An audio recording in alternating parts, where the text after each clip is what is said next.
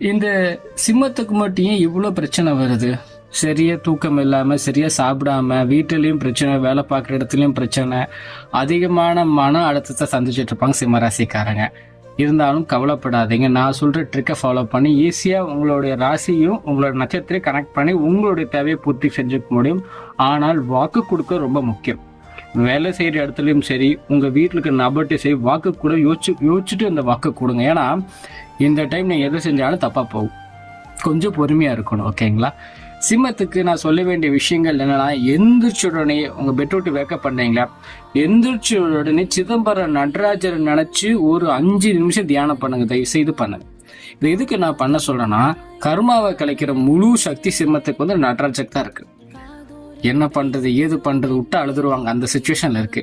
நீங்க ஒன்னும் பண்ணணும். ஜஸ்ட் கண்களை மூடி ஒன்னா நீங்க வந்து இந்த முத்திரை யூஸ் பண்ணலாம். அப்படி இல்லையா, இந்த முத்திரை நடுவில் வச்சு கண்களை மூடி ஓம் நடராஜ பெருமானே நமோ நமக இந்த ஒரு மந்திரங்கள் உங்களால் எவ்வளவு நேரம் சொல்லபடி சொல்லுங்க. தூங்க போறதுக்கு முன்னாடி பண்ணுங்க. இப்படி செய்ய போகும்போது ஆட்டோமேட்டிக்கா உங்களுக்கு தப்பா நடக்கிற விஷயம் நடராஜ சரியா பண்ணுவார். ஓகேங்களா?